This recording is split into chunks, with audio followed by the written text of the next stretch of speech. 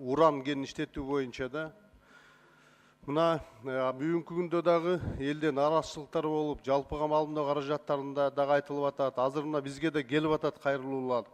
Ысык Көл областынын, Нарын областынын тургундары, мына Кочкор Тоң району Балыкчы шаарынын тургундары мына бүгүн ушуга абдан каршылык көрсөтүп атышат да, мына Кызыл уран кен иштетүү боюнча.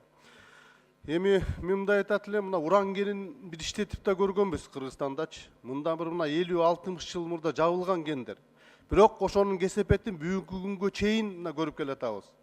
Майлы суудагы уран кенин калдыктарын сактоосу боюнча Миң Куш, Кажды Сай бүгүн да эл аралык уюмдардан акча алып ошону бүгүнкү күнгө чейин бир бүгүнкү күндүн шартына жооп бергендай шарттарда сактай албай атабыз да. Эми жаңынын бизге канчалык кереги бар ушулчу.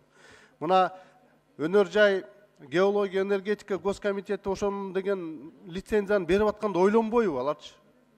Бул кандай бир келечек менен берди бугачы? Мына биздин сыймыгыбыз, Ысык Көл биздин берметибиз деп сыймыктанабыз, туризмди ушул жерде өнүктүрөбүз деп атабыз. Эгер могу иштетилип кала турган болсо, анда ал жөнүндө туризм жөнүндө айтып да кереги жок анда. Бул кандай болот андачы? Мына боомдон келатканда эле радиационный фонду көргөндө уже туристтер кайра кайрылып кетет ал жерденчи. Бул деген биз балта чабып атабыз да келечекке, ошол бир кичинекей бир ишкананы иштетүү боюнча. Муну деген мына бүткүл дүйнөлүк эл аралык уюмдар бар. Алардын дагы кандай уруксаттары барбы деген келечекти ойлошубуз керек да. Анан жөнүнө берет деп эле бере берсек кандай болот андачы? Кандай бул кийин деген бул төлкө бул деген бизге абдан чоң залалын тийгизиши мүмкүн да. Мына элдин да көтөрүп атканы бир абдан акыйкат маселени көтөрүп атат бул жердечи.